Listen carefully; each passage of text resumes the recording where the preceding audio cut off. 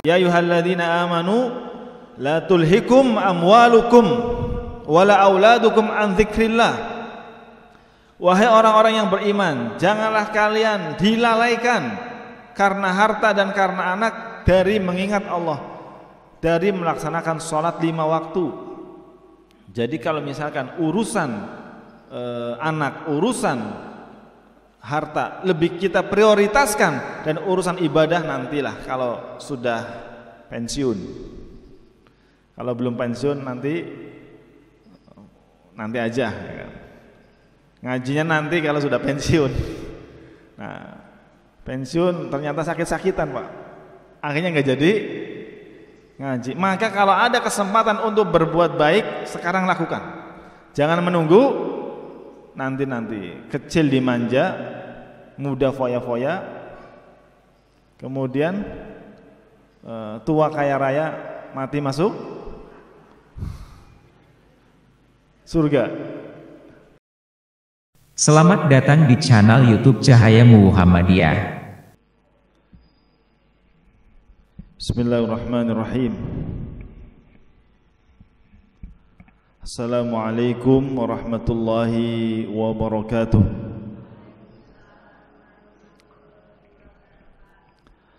Alhamdulillahi rabbil alamin. Alhamdulillahilladzi ala ma khassa bihi min ni'amihi wa alaihi. Hamdan astajiru bihi min alimi iqabihi wa bala'i. Allahumma sadidna fil qawli wal amal wa'asimna minal khataya waz zalal. Wallahu ta'ala fil Qur'anil Karim, a'udzu billahi minasyaitonir rajim. Ya ayyuhalladzina amanu taqullaha haqqa tuqatih wa la tamutunna illa wa antum muslimun. Wa qala aidan ya ayyuhalladzina amanu taqullaha wa qulu qawlan sadida yuslih lakum a'malakum wa yaghfir lakum dhunubakum wa may yuti'illaha wa rasulahu faqad faza fawzan 'azima. Wa qala an-nabiy sallallahu alaihi wasallam, man yuridillahu bi khairan yufaqihu fid din. Amma ba'du. Bapak dan Ibu kaum muslimin, jamaah kuliah Ahad pagi Masjid I'anatur Rahman, yang semoga selalu dalam lindungan Allah Subhanahu wa taala, dan mudah-mudahan kita semua dipertemukan dengan Ramadan. Dan pada kesempatan Ahad pagi ini kita akan bersama-sama membahas tentang penyakit hati dan obatnya. Karena yang sakit itu bukan hanya fisiknya, tidak hanya fisiknya manusia, tetapi terkadang sakit itu bisa menimpa kita dalam masalah hati. Bapak dan Ibu yang dimuliakan oleh Allah Subhanahu wa taala, kenapa kita bahas tema ini? Yang pertama, karena keselamatan akhirat kita ditentukan dengan kesehatannya hati. Keselamatannya akhirat kita, masa depan di akhirat yang baik, itu diwujudkan dengan seseorang menghadap Allah dengan hati yang selamat.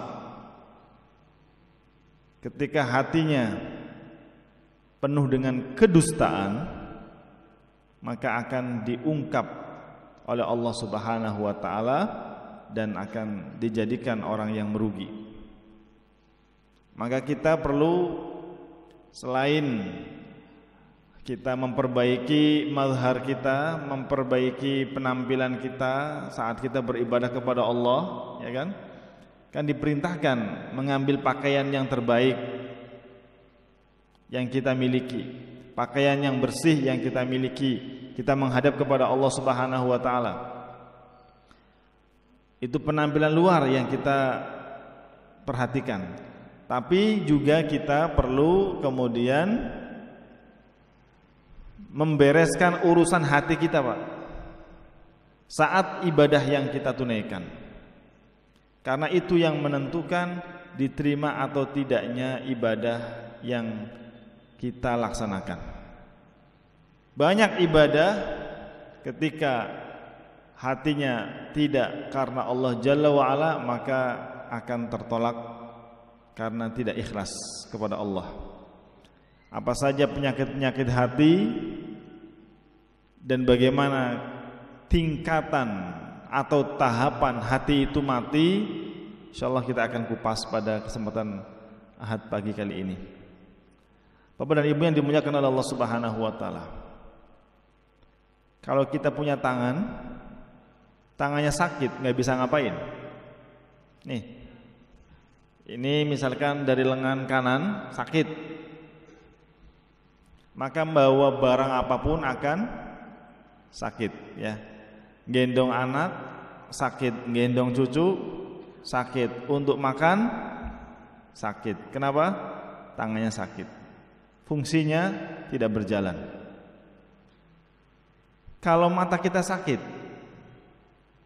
bisa nggak kita melihat dengan nyaman?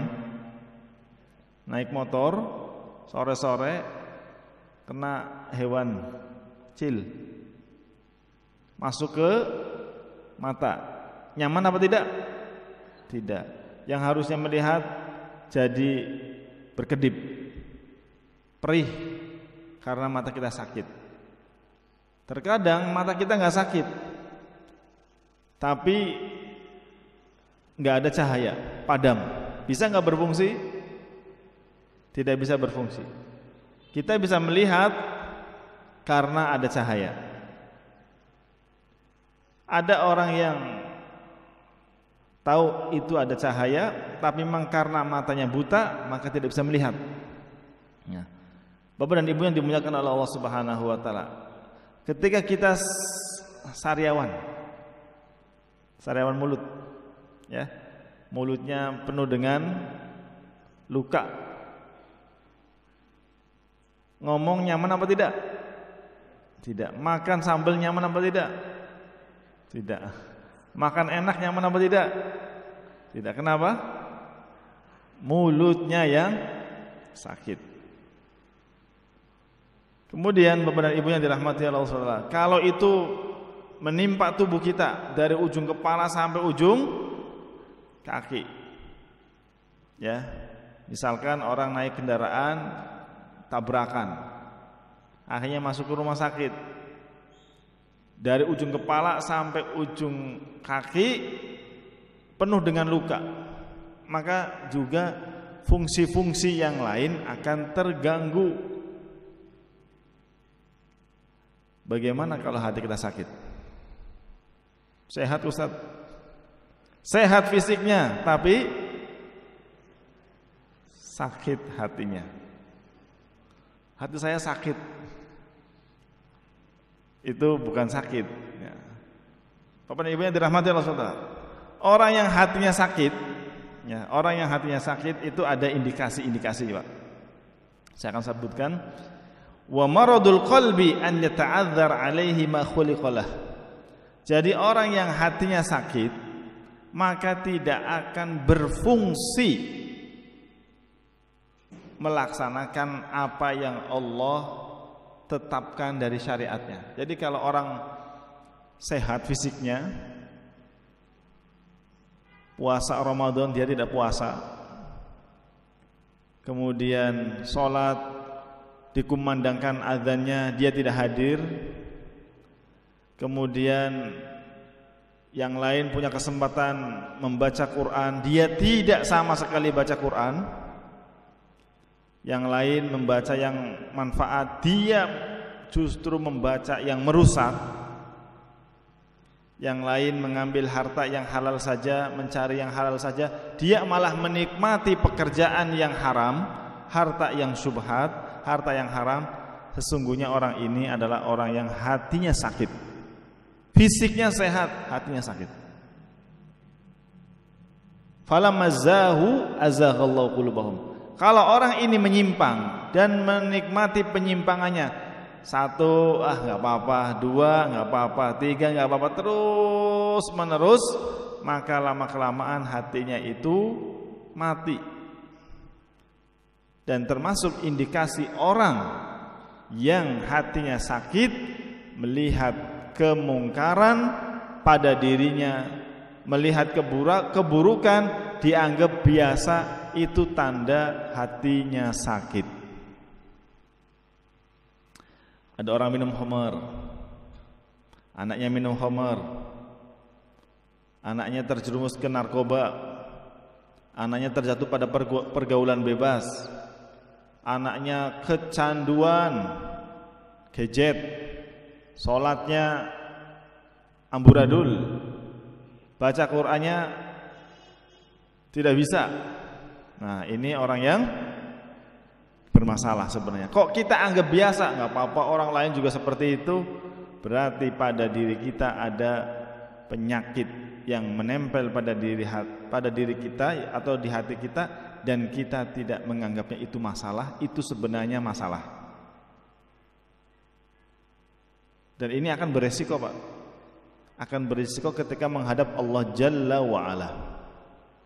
Karena Allah mengatakan illa man atallaha biqalbin salim, yang akan selamat adalah orang yang menghadap Allah dengan hati yang selamat. Hati yang selamat dari perbuatan syirik, hati yang selamat dari perbuatan nifak, hati yang imannya penuh dengan tauhid. Saya mau tanya, mana yang harus didahulukan, mengajarkan iman atau Quran? Iman atau Quran? Mana yang didahulukan di dalam Islam? Kalau kita lihat, ya, Rasulullah berdakwah di Mekah selama 13 tahun, berdakwah di Madinah selama 10 tahun. Ketika ada di Mekah tidak banyak syariat-syariat yang Allah bebankan, ya kan, termasuk Bilal bin Rabah kok bisa disiksa oleh majikan-majikannya, dijemur, ditindihi pakai batu besar, dia tetap saja mengimani Allah dengan mengatakan ahad, ahad, ahad. Ahad itu adalah nama Allah, Pak. Kul huwallahu ahad. Jadi salah satu asmanya Allah itu bernama Ahad, yang Maha Esa. Bilal bin Rabah, ya, sosok yang sederhana. Dia adalah budak berkulit hitam, mendapatkan hidayah dari Allah, dan hidayah sudah menghujam dalam hatinya, maka dia sudah pasrah kepada Allah, menerima keputusan Allah, menerima takdir Allah. Apapun yang terjadi dia sudah siap. Dan kemudian dimerdekakan oleh Abu Bakar As-Siddiq, dan dia jadi muadzinnya Rasulullah. Dan suaranya, suara sandalnya, terompahnya itu didengar oleh Rasulullah. Suara sandalnya Bilal bin Rabah sudah masuk ke surga. Kemudian ditanya, amalan apa yang kamu perbuat? Ternyata Bilal menjaga 2 rakaat wudu. Setelah wudu dia sholat 2 rakaat. Bilal bin Rabah ada keimanan. Jadi Bapak dan Ibu yang dimuliakan oleh Allah Subhanahu wa taala, kita atau Rasulullah sallallahu alaihi wasallam itu mengajarkan kepada para sahabat iman terlebih dahulu, bahwasanya Allah lah yang kemudian menciptakan, Allah lah tempat memohon, Allah lah satu-satunya yang berhak diibadahi. Maka setelahnya memasukkan Quran, memasukkan syariat itu mudah, karena ada keimanan. Kalau ngajarkan Quran orang yang nggak beriman, kira-kira manfaat nggak, Pak? Seperti yang dilakukan oleh orang orientalis. Orang orientalis adalah orang yang belajar tentang Islam, tetapi bukan untuk menjadikan dirinya sebagai orang Muslim. Orang orientalis itu ada yang hafid Quran. Orang orientalis itu ada yang hafal kitab Sahih Bukhari. Kitab yang paling sahih setelah Al-Quran itu namanya kitab Sahih Bukhari. Tapi mereka belajar Quran adalah untuk semata-mata mencari kelemahannya Islam. Bermanfaat apa tidak? Hafal Quran yang seperti itu bermanfaat apa tidak? Tidak, justru akan menjadi wal Qur'anu hujjatun laka au 'alaika. Al-Qur'an itu akan menghujat orang yang seperti ini, ya. Dan Al-Qur'an juga akan menjadi penolong bagi orang yang membacanya dan mengamalkannya. Bapak dan Ibu yang dimuliakan oleh Allah Subhanahu wa taala, maka kita perlu memastikan bahwasanya dalam diri kita itu ada keimanan. Meskipun sebesar biji sawi atau zarrah, kalau ada iman, meskipun sebesar debu yang nempel mungkin di kaca mobil kita atau mungkin di jendela kita, itu akan menyelamatkan seseorang dari kekekalan di neraka. Itu akan dikeluarkan, ya, kalau ada iman. Bapak dan Ibu yang dimuliakan oleh Allah Subhanahu wa taala. Wa maradul qalbi an yata'adzar alaihi ma khuliqa lahu. Kalau ada orang sehat tapi dia tidak mengenal Allah, tidak suka kepada syariatnya Allah, benci kepada syariatnya Allah, tidak rindu bertemu dengan Allah. Orang kalau pengen ketemu dengan orang yang dicintainya, apa yang dia siapkan, Pak? Saya mau tanya, kalau kita akan kedatangan orang tua, ya, yang sudah ditunggu-tunggu, atau kita akan kedatangan anak yang kuliahnya di Saudi misalkan, ya, atau kita sudah lama nggak ketemu dengan anak itu akan datang ke rumah kita tahu harinya, pukulnya dan seterusnya, apa yang kita siapkan? Disiapkan segala sesuatunya, ya, makanan yang dia sukai, terus apa buah yang dia sukai, minuman yang dia sukai, semuanya disiapkan, ya, disiapkan. Kenapa? Karena pengen ketemu dengan anaknya. Dia lakukan itu. Nah, ketika kita pengen ketemu dengan Allah, orang bisa melihat wajahnya Allah, ya, orang bisa melihat wajahnya Allah itu nanti di surga, Pak. Akan bisa melihat wajahnya Allah, dan itu adalah nikmat yang paling utama juga, ya. Jadi orang masuk surga, lilladzina ahsanu al-husna wa ziyadah. Untuk orang-orang yang berbuat baik ada al-husna, yaitu surga, wa ziyadah, tambahannya masuk surga itu bisa melihat wajahnya Allah. Tidak bisa dibayangkan di dunia, Pak, bertemu dengan wajahnya Allah. Panjenengan pengen ketemu dengan calon presidennya, apa yang dilakukan? Datang ke tempat kampanyenya, pengen salaman. Pengen apa? Zaman sekarang pengen apa, Pak? Pengen selfie. Wah, selfie dengan calon presidennya, kemudian diupload, ya kan?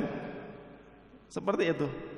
Jadi kalau orang sudah tidak suka dengan syariatnya Allah, benci kepada syariatnya Allah, puasa, ya, kalau puasa lemes, kalau puasa lapar, qiyamul lail berat. Ngapain harus qiyamul lail? Misalkan seperti itu, Pak. Sholat subuh padahal waktunya masih anak-anaknya untuk tidur. Aduh, males nih sholat subuh. Sholat duhur, ini lagi banyak apa? Banyak kerjaan. Ini lagi banyak pelanggan. Kok harus sholat asar? Kemudian harus sholat duhur, asar. Ini dalam perjalanan nih, ya kan? Jadi ada subuh kesiangan, duhur kerepotan, siang di perjalanan, asar di perjalanan, kemudian maghrib capaian, isya. Nah itu, isya ketiduran. Kalau orang seperti ini terus, dia lama-lama hatinya mati, Pak. Ya. Akhirnya meninggalkan sholat secara keseluruhan. Fisiknya mungkin sehat. Dia lari-lari kemana kuat, tapi melangkahkan kakinya ke masjid yang jaraknya 20 meter, 50 meter dia apa? Gak sanggup. Ketika ada panggilan hayya 'alas shalah, lagi sibuk dengan gamenya, itu orang yang berpenyakit. Ya. Lebih parah dari penyakit flu. Ya. Apalagi penyakit yang bernama nifak. Itu sangat parah, lebih parah dari penyakit bernama Covid. Kalau Covid paling mentoknya meninggal, kalau nifak itu ya, siksa. Ya. Bapak dan Ibu yang dirahmati Rasulullah, li'annal abda idza arafa kulla syai'in wa lam ya'rif rabbahu faka'annahu lam ya'rif syai'a. Kalau ada orang dia semua ilmu tahu, semua kesuksesan sudah dia dapatkan, tapi dia tidak punya kesempatan untuk sujud, menaruh kepalanya di atas sajadah, berdoa kepada Allah Subhanahu wa taala atas dosa-dosa yang dilakukan. Dia tidak punya kesempatan itu, maka faka'annahu lam ya'rif syai'. Maka orang ini tidak mengetahui segala sesuatu, dan orang ini tidak ada apa-apanya di depan Allah Subhanahu wa taala. Meskipun dia di depan manusia jabatannya tinggi, gelarnya panjang, tapi depan Allah hakir, hina. Maka ada orang yang hinanya di akhirat, tapi tidak hina di dunia. Ada sebuah pemaparan yang sangat bagus. Ini oleh ahli tafsir, yaitu Syekh Muhammad Ali Asyangkiti dalam tafsirnya menjelaskan, hal ataka hadithul ghasyiyah wujuhun yawma idzin khasyi'ah amilatun nasibah. Tahu enggak artinya, Bu? Ibu dan Bapak tahu enggak artinya? Hal ataka hadithul ghasyiyah, apakah sudah datang kepadamu wahai Muhammad berita tentang kiamat? Ghasyiyah itu kiamat. Di hari itu, di hari kiamat, wujuhun yauma idzin khasyah, pada hari kiamat nanti akan ada wajah-wajah yang tertunduk hina. Ada wajah-wajah yang tertunduk hina. Di dunia mentereng, jabatannya tinggi, kebijakannya ditaati, tapi keputusan Allah enggak ditaati, ya. Misalkan seperti itu. Dia dihormati manusia, karyawannya pada hormat, pegawai-pegawainya pada hormat, tapi dia sendiri enggak hormat sama Allah Subhanahu wa taala, tidak mau sujud kepada Allah Subhanahu wa taala. Maka orang ini akan menjadi orang yang disebutkan wujuhun yauma idzin khasyah, dia akan tertunduk hina.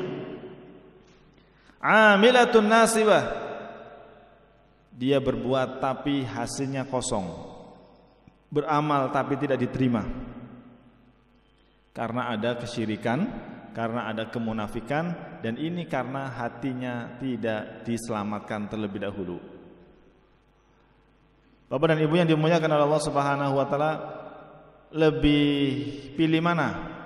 Hina di dunia atau hina di akhirat? Atau mulia di dunia, mulia di akhirat? Mulia di dunia dan mulia akhirat, tentu ya Pak ya. Seperti doa kita, Rabbana atina fid dunya hasanah wa fil akhirati wa qina adzabannar. Iya, itu doa kita, tapi perbuatan kita enggak sinkron.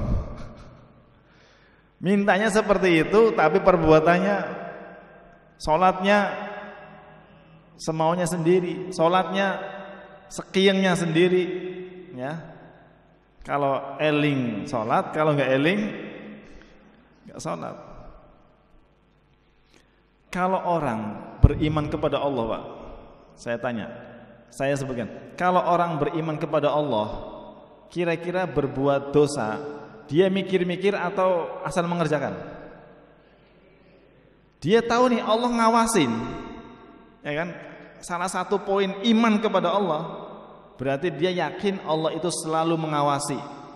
Bukan hanya CCTV. Sini ada CCTV ya. Ada CCTV nih beberapa titik. Tujuannya apa? Mengawasi. Ada orang berbuat sesuatu yang tidak baik, terekam. Ada orang punya niat, terekam. Akhirnya apa? Mikir-mikir. Ini ada CCTV, enggak jadilah berbuat yang neko-neko. Nah, kita kalau di setiap jalan ada CCTV, apa yang terjadi? Kita enggak akan neko-neko, nggih?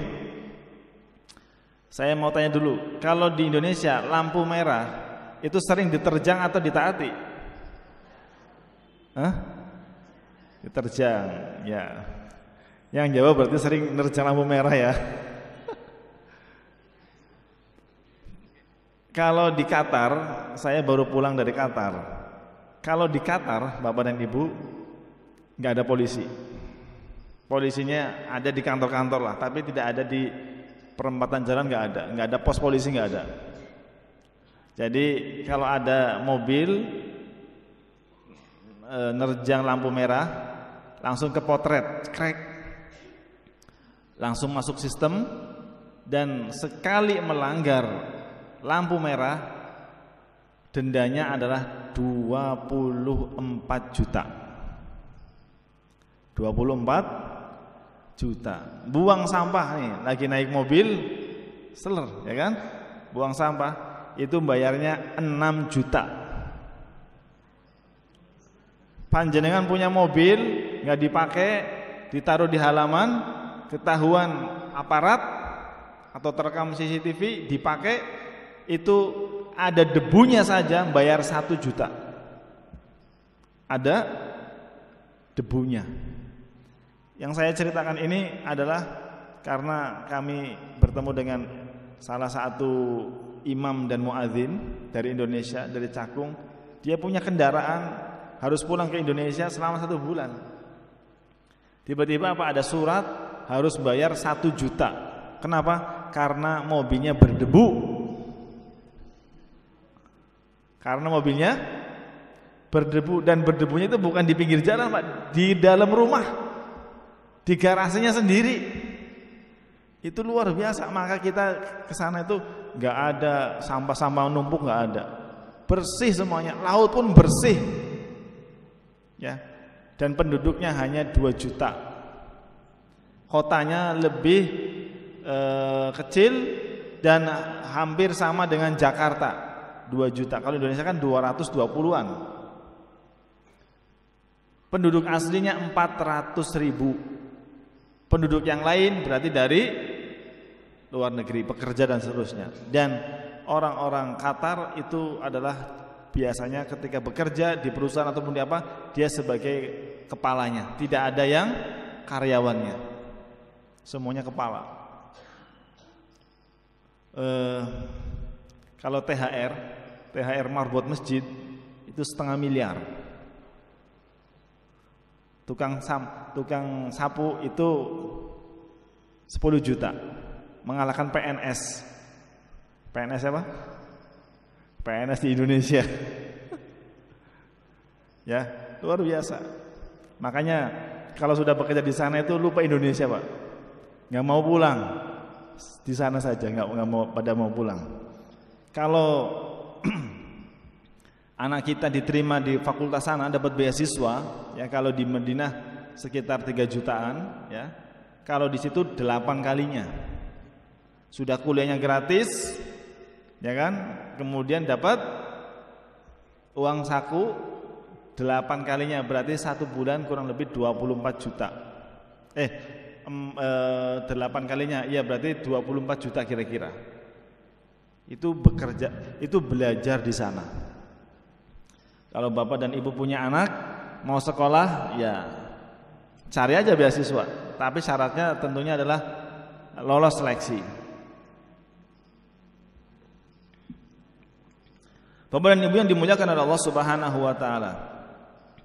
Fa kullu man 'arafa Allah ahabbahu. Kalau orang itu benar-benar tahu Allah, siapa Allah, iman kepada Allah Subhanahu wa taala, maka dia pasti mencintainya, menaati perintahnya. Jadi apa yang diinginkan oleh orang yang dicintai akan dipenuhi. Kalau kita cinta sama anak, apa yang kita lakukan untuk anak? Minta nasi goreng, belikan nasi goreng. Minta baju baru, belikan baju baru. Dipenuhi ya, karena kecintaan. Bapak dan Ibu yang dirahmati oleh Allah. Faman atharu alaihi syai'an minal mahbubati faqalbuhu marid. Orang itu kalau memprioritaskan selain Allah. Jadi kalau ada orang memprioritaskan Allah setelah yang lain, maka orang ini pada hakikatnya hatinya sakit. Maka ada kisah ketika Rasulullah hijrah ke Madinah, ada orang-orang yang ikut kepada Rasulullah hijrah ke Madinah. Tapi ternyata ada ayah-ayah yang sudah punya anak, sudah punya istri, ya kan? Ternyata anaknya mengatakan kepada ayahnya, "Bapak enggak usah ikut hijrah bersama Rasulullah, enggak usah." Ini menurut versi Quran. Anak ini adalah sebagai musuhnya. Orang ini mau hijrah menyelamatkan Islamnya, kok dihalang-halangi sama anaknya, sama istrinya. Mendingan tinggal di Mekah saja bersama kita, gak usah hijrah bersama Rasulullah. Ini namanya anak yang menjadi musuh orang tuanya, karena menghalangi orang tua untuk taat kepada Allah Subhanahu wa ta'ala. Al-Quran mengatakan, ya ayyuhalladzina amanu la tulhikum amwalukum wala auladukum an dzikrillah.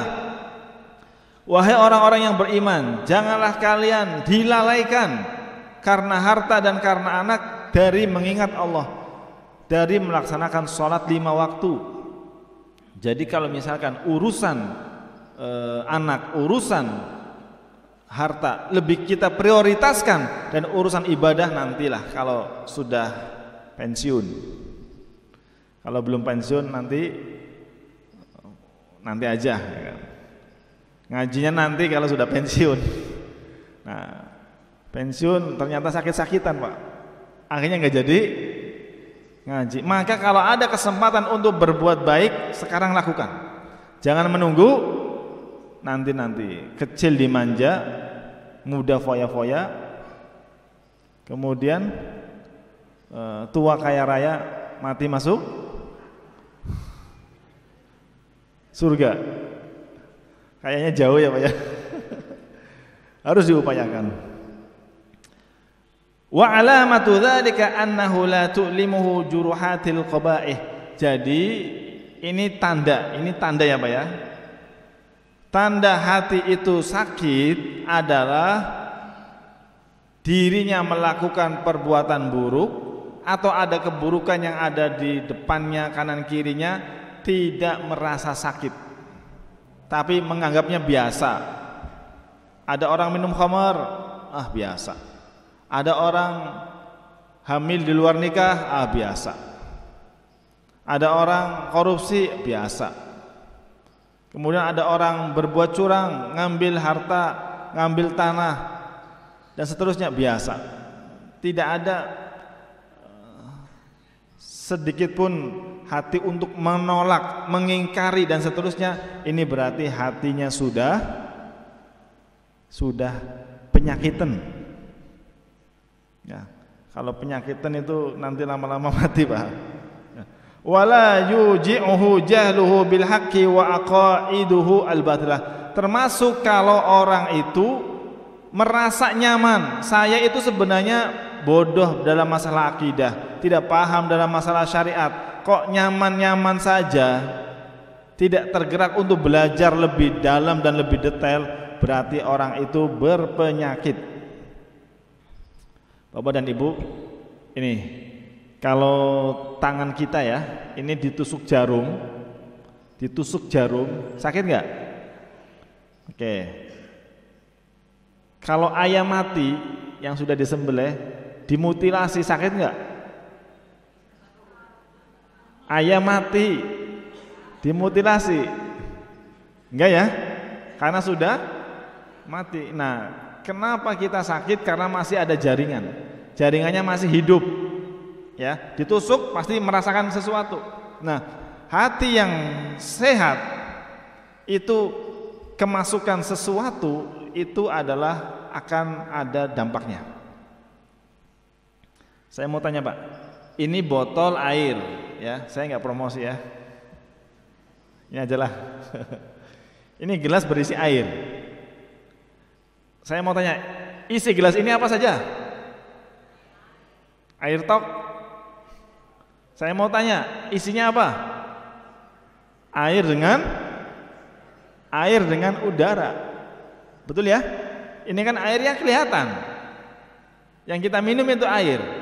Kalau udaranya nggak kita minum, tapi ada udaranya kan? Oke. Tapi kalau isinya dari bawah sampai atas itu air, maka tidak ada udara. Benar? Termasuk juga hati kita. Kalau hati kita itu full iman, maka tidak ada sedikit pun keinginan berbuat maksiat. Full iman. Ini kalau full air, nggak ada udara, ruangannya nggak ada, untuk udara nggak ada. Tapi kalau airnya habis, maka udaranya banyak. Kalau imannya tipis, maka apa? Kelalaiannya itu banyak sekali. Kalau orang ngajinya jarang, wiridnya apalagi, bangunnya selalu kesiangan, sholatnya selalu ditinggalkan, berarti itu tanda imannya limit kayak baterai itu sudah dipakai 1 minggu, tinggal 1%, sebentar lagi mati itu. Maka harus selalu Casnya kapan? Ahad pagi. Ini dalam rangka untuk ngecas juga. Ya. Bapak dan Ibu yang dirahmati Allah Subhanahu wa taala. Ada 2 jenis penyakit. Penyakit jasmani dan penyakit jiwa, ya. Saya akan jelaskan. Ini menurut versi Quran. Faman kana minkum maridun aw ala safarin. Bapak dan Ibu, ini ayat yang berbunyi tentang rukhsah ketika orang bertemu dengan bulan Ramadan dan dia punya uzur. Kalau orang yang punya uzur, satu sakit, ya, ternyata misalkan dia harus dirawat di rumah sakit, kondisinya parah, harus minum obat. Kalau puasa dia nggak mampu dan dia nggak sanggup, maka dia boleh berbuka. Di sini ayatnya faman kana minkum marido. Marid di sini, sakit di sini adalah sakit fisik, sakit jasmani. Ya. Kemudian ada yang kedua yaitu maradun nafsani, adalah penyakit jiwa, termasuk di dalamnya adalah 1 kemunafikan, 2 pengecut, 3 kebodohan, 4 suka berbuat zalim, kemudian memiliki perangai-perangai yang buruk. Itu adalah penyakit jiwa. Bapak dan Ibu yang dirahmati Allah Subhanahu wa taala, Al-Qur'an menggunakan kata penyakit. Ini kita baru membahas masalah penyakit dulu, Pak. Belum sampai nanti penyakit hati, masih ada panjang nih. Nanti tahapan-tahapan hati itu mati, nanti kita jelaskan. Sepertinya tidak bisa satu pertemuan, Pak. Ya. Kama dzakara ahlu tafsir annal marad qad istumila fil Qur'an ala thalathati aujuh. Kata-kata penyakit disebutkan di dalam Al-Qur'an untuk 3 perkara. Disebutkan. Yang pertama adalah untuk perkara penyakit tubuh. Faman kana minkum marido, barang siapa di antara kalian yang sakit, ini maksudnya sakit tubuhnya. Ya. Seperti tadi kena penyakit apa akhirnya tidak bisa berpuasa. Penyakit apa tidak bisa sholat dengan berdiri, maka dengan duduk. Tidak bisa dengan duduk maka berbaring. Tidak bisa dengan berbaring maka disolati. Disolati. Kalau yang nggak bisa sholat, nanti disolati aja Pak. Kalau sholat di Masjidil Haram dan Masjid Nabawi itu berapa kali? 5 kali ya sholat fardu. Biasanya setelah sholat fardu pasti ada sholat apa? Jenazah. As-salatu 'alal amwat rahimakumullah. Jadi biasanya dengan sholat subuh setelah berhenti, setelah zikir kemudian ada seruan untuk sholat jenazah. Itu biasanya seperti itu kalau di Masjid Nabawi dan Masjidil Haram. Kemudian yang kedua, Al-Quran menggunakan penyakit untuk makna bernama keraguan. Orang-orang yang ragu terhadap Islam, terhadap syariatnya juga sebenarnya orang yang berpenyakit. Wa ammal ladzina fi qulubihim maradun fazadathum rijsan ila rijsihim. Seperti Allah berfirman, fi qulubihim maradun fazadahumullahu marada. Jadi orang-orang munafik itu adalah orang-orang yang berada dalam keraguan. Ini sebenarnya azab ada apa tidak? Jangan-jangan ada, maka dia berbuat baik. Jangan-jangan tidak ada, maka dia tidak berbuat. Orang-orang munafik adalah orang-orang yang berada dalam kebimbangan. Tapi kalau orang beriman mantap, yakin 100%, tidak ada keraguan. Kemudian berikutnya, kata penyakit disebutkan di dalam Al-Quran untuk makna bernama fujur, perbuatan dosa. Fayat ma'alladzina fi qalbihi marad. Ayat ini adalah ayat yang berbicara tentang upaya kita harus hati-hati, jangan sampai kita mematik sebuah kemaksiatan karena kita. Misalkan mohon maaf, seperti kata Bang Napi ya, kejahatan itu bukan karena ada apa? Niat ya, tapi juga karena ada kesempatan. Jadi dari sekian manusia itu ada orang yang hatinya itu ketika ada faktor yang mematik maksiat dia langsung bisa menyatu. Nah, kita harus waspada dengan orang-orang seperti ini. Fayat ma'alladzina fi qalbihi marad. Maka mohon maaf, wanita-wanita muslimah ketika berdandan, ketika berhias itu juga harus sewajarnya. Kalau dandannya kepada siapa? Untuk siapa? Untuk suami. Tapi kalau dandannya untuk orang lain, untuk si itu siapa? Ya, kalau dandanya untuk orang lain ini jadi fitnah itu nanti. Benar enggak? Akhirnya apalah? Terjadilah perbuatan zina, terjadilah hal-hal yang tidak diinginkan. Kenapa? Karena ada kesempatan dan ada pematiknya. Fayat ma'alladzina fi qalbihi marad. Ada orang-orang yang dia itu hatinya ketika ada kesempatan, ketika ada pematik, dia akan melakukannya itu. Maka kita harus waspada. Jangan kita termasuk orang-orang yang berkontribusi untuk mematik sebuah kemaksiatan. Bapak dan Ibu yang dirahmati Allah Subhanahu wa taala. Apa saja yang bisa menimpa hati dari penyakit-penyakit itu? Yang pertama, penyakit hati itu bentuknya bisa al-ghaflatu, kelalaian, lalai membayar hutang. Utang boleh apa tidak? Boleh, asal dibayar. Ada yang rajin berhutang tapi tidak rajin bayar hutang. Nah, berhutang itu harus dibayar karena itu adalah terkait dengan hak Adam. Ketika seseorang menunda pembayaran hutang padahal dia mampu untuk melunasinya, maka dia telah berbuat zalim. Matlul ghaniyyi dzulmun. Dia telah berbuat zalim kepada orang yang menghutangi. Ini termasuk jenis penyakit hati. Diingatkan, HP-nya dimatikan. Diingatkan, nomornya diblokir. Diingatkan, ketemu di jalan, ngambil jalan yang lain. Sudah ketemu, ngomong, kenapa kamu nggak bayar hutang? Dijawab, saya sudah punya uang, kamu nggak nagih. Sekarang saya tidak punya uang, kamu nagih.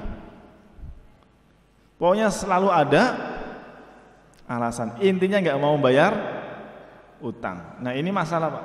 Ini masalahnya adalah di hatinya itu, di imannya itu, di kemauannya itu. Sudah nggak ada niat sama sekali. Tapi kalau ada orang, dia itu sudah berusaha maksimal membayar hutang dan dia jujur, dan ternyata lebih dulu meninggalnya padahal hutangnya masih ada, maka di hadapan Allah nanti dia akan diselamatkan oleh Allah Subhanahu wa taala karena kejujurannya dan usahanya untuk melunasi hutang meskipun hutangnya masih ada. Itu nanti ada hukum tersendiri di hadapan Allah Subhanahu wa taala. Ya. Saya pernah ngupas masalah ini dalam pembahasan fikih muamalah kontemporer. Ya, ada dalil-dalil yang menunjukkan ke arah sana. Kemudian berikutnya, penyakit hati itu bisa bernama az-zaihu. Zaihu itu berarti kecenderungan untuk menyimpang. Kecenderungan untuk menyimpang itu adalah penyakit juga. Kecenderungan untuk selingkuh. Ya, sudah punya anak, sudah punya istri, sudah punya suami, pengennya selingkuh.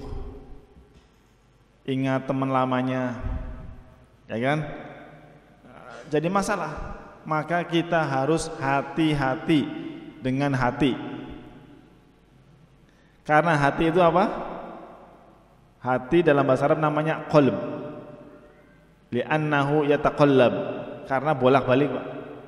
Pagi ngomong A, sore ngomong B, siang ngomong C. Itu hati. Selalu bolak-balik. Maka doanya kita, ya muqallibal qulub, wahai zat yang membolak-balikan hati. Karena hati kita itu dibolak-balikan sama Allah, Pak. Ya. Hati kita itu gampang berubah karena berbagai kondisi. Maka kita minta sama Allah, ya muqallibal qulub tsabbit qalbi ala dinik. Ya zat yang membolak-balikan hati, teguhkanlah hatiku di atas agamamu. Jadi tidak ada yang tidak mungkin terjadi. Semuanya serba mungkin. Meskipun kita pakai jubah, pakai kerudung, hafid Quran, ya kan? Atau paham agama, semuanya bisa digelincirkan. Sekelas Adam saja bisa digelincirkan, apalagi kita yang bukan siapa-siapa. Jadi jangan pernah merasa aman dari godaan setan. Bapak dan Ibu yang dirahmati Allah Subhanahu wa taala. Ada beberapa tahapan setan itu menggoda kita, Pak. Pertama ya, ada lintasan pikiran, ada ide. Ada ide ataupun ada perkataan hati, ingin melakukan sesuatu. Kalau itu bertentangan dengan syariat, kita langsung menolak dan menahan, maka insya Allah kita urusan setelahnya aman. Tapi kalau ketika ada lintasan pikiran atau perkataan hati untuk melakukan perbuatan ini, kok kemudian diikuti setelahnya, maka akan berubah menjadi syahwat. Syahwat berubah menjadi keinginan.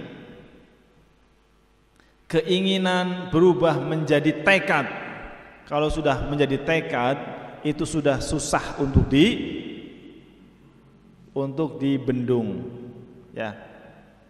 Orang yang berbuat zina dimulai dari apa? Bapak dan Ibu, langsung berzina ujug-ujug atau dimulai dari apa? Oh, mungkin lihat fotonya, ya kan? Terus cari nomornya. Sudah cari nomornya, apalagi SMS, telepon, ya kan? Bukan hanya sekali 2 kali. Setelah telepon, SMS, apa lagi? Janjian. Setelah janjian, ya, sudah masuk ke perangkap-perangkap berikutnya kan? Sampai kemudian melakukan perbuatan zina. Itu mungkin. Dulu pernah saya ceritakan, ini oknum saja Pak, oknum saja, yaitu ketika ada orang yang naudzubillahi min dzalik, ya mudah-mudahan kita selamat juga. Kita tidak kita masih jauh Pak, kita itu masih jauh. Ini orang sangat luar biasa, hafid lil Quran, hafid Quran 30 juz. Ikut sebuah kegiatan dan ternyata ketemu dengan seseorang lah. Akhirnya komunikasi lewat HP dan ternyata komunikasilah orang ini kemudian naik sepeda motor, hujan. Kebetulan yang boncengin itu perempuannya.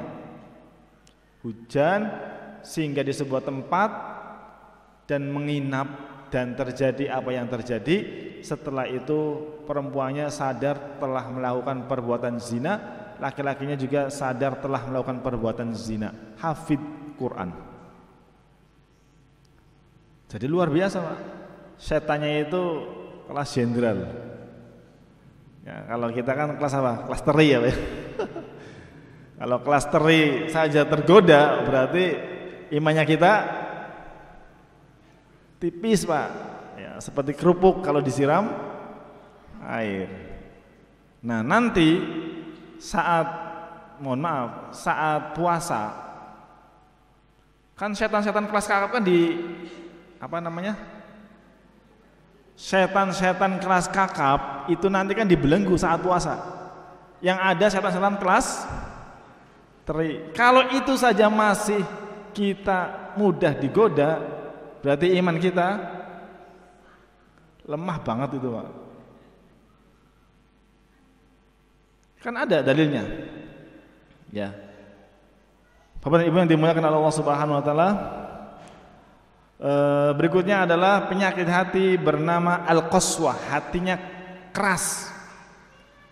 Hatinya keras. Dinasehatin malah tidak terima. Dinasehatin malah berontak, dinasehatin malah melawan. Ini berarti hatinya keras nih. Perlu apa? Perlu proses untuk melembutkannya, panjang itu Pak. Kemudian berikutnya Allahu itu sering terpedaya. Arya'u, hatinya adalah suka pamer. Ya, kalau pamer itu kan memperlihatkan. Ada lain namanya as-sum'ah, suka memperdengarkan yang baik-baik, perbuatan baik yang sudah dilakukan diceritakan. Tujuannya apa? Bukan untuk memberikan motivasi, tujuannya agar namanya selalu di nomor paling atas. Biar yang lain nomor bawah. Disebutkan amal-amalnya. Ini namanya sum'ah. Orang yang seperti ini amalnya sia-sia karena hatinya tidak diselamatkan, karena tidak ikhlas karena Allah Subhanahu wa taala. Kemudian berikutnya adalah an-nifaqu wal hasad, penyakit bernama kemunafikan dan dengki. Kita iri kepada orang yang Allah berikan kepadanya nikmat, kita malah marah. Sedih saat orang senang, senang saat orang sedih atau susah. Ini namanya orang yang dengki, ya. Selalu berkebalikan Pak, ya, selalu berkebalikan. Bapak dan Ibu yang dirahmati Allah Subhanahu wa taala, kalau kita ingin menyelamatkan diri kita, maka selamatkan hati kita. Ala wa inna fil jasadi mudghah, idza salahat salahal jasadu kulluh, wa idza fasadat fasadal jasadu kulluh, ala wahyal qalb. Karena hati itu rajanya, yang patuh kepada hati itu rajanya, dan anggota badan patuh kepada raja itu. Ya, jadi kalau anggota badannya bermaksiat, berarti karena hatinya telah memerintahkan untuk berbuat maksiat. Bapak dan Ibu yang dirahmati Allah SWT, dan hati itu seperti bejana. Tadi saya sebutkan, kalau isinya air, ya air ini kita misalkan iman penuh, maka tidak ada sedikit pun unsur yang merusak di dalamnya.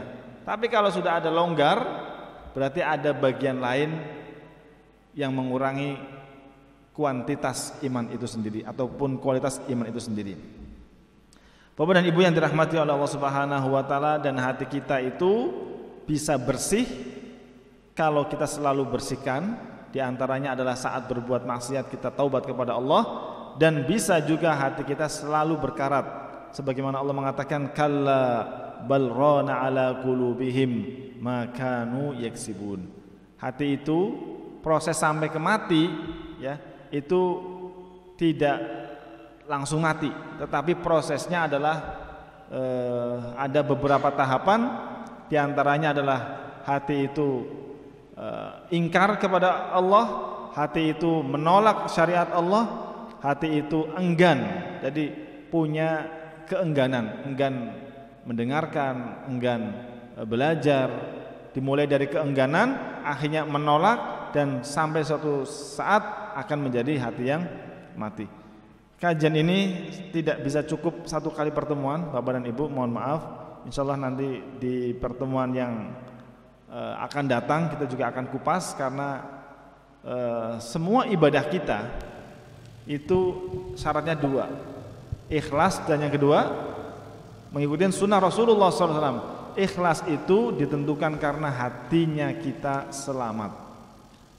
Allah mengatakan di dalam Al-Quran, yauma tublas sarair fama lahu min quwwati wala nasir. Pada hari akhir nanti hati kita yang akan dibuka. Kita sekarang di dunia beramal, tapi di akhirat nanti akan dibuka rahasia-rahasia dari hati kita, akan dibuka. Yauma, pada hari tublas sarair, akan ditampakkan yang rahasia-rahasia. Fama lahu min quwwati wala nasir, maka tidak ada yang bisa memberikan penolongan ataupun kekuatan kecuali dari Allah Subhanahu wa taala saja. Maka kita mari bersihkan diri kita, hati kita, mudah-mudahan Allah menyelamatkan kita semuanya dari hati yang mati ataupun hati yang sakit. Sebelum saya akhiri, barangkali ada yang ditanyakan, silakan. Silakan Bapak. Assalamualaikum warahmatullahi wabarakatuh. Tadi disinggung sedikit mengenai iman atau banyak, kaitannya dengan orang yang imannya sedikit akan masuk neraka, tapi akan diangkat ke surga. Nah, ini yang saya tanyakan, dalilnya apa yang menyebutkan bahwa orang yang masuk neraka tapi mempunyai iman itu bisa masuk ke surga? Terima kasih. Assalamualaikum warahmatullahi wabarakatuh. Faman ya'mal mithqala dzarratin khairan yarahu. Itu diantaranya. Jadi kalau ada kebaikan sebiji sawi sekalipun, maka dia akan bisa mendapatkannya. Faman ya'mal mithqala dzarratin khairan yarah wa may ya'mal mithqala dzarratin syarran yarah. Man kana fi qalbihi mithqala dzarratin minal iman dakhala jannah.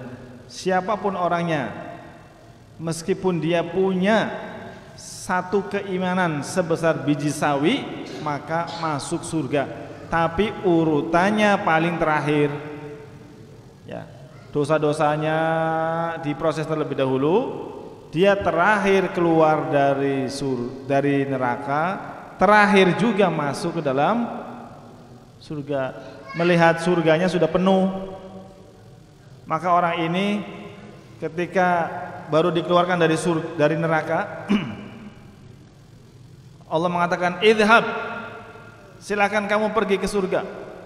Dia lihat surganya, ya Allah mal'an, surganya sudah penuh ya Allah, tidak ada tempat bagi saya. Kemudian datang kepada Allah Subhanahu wa taala lagi. Kemudian Allah mengatakan, "Idhhab." Kamu pergi sana masuk surga. Lihat kedua kalinya, ya Allah, mal'an. Sudah penuh ya Allah, enggak ada tempat. Sampai ketiga kalinya, mal'an. Penuh juga.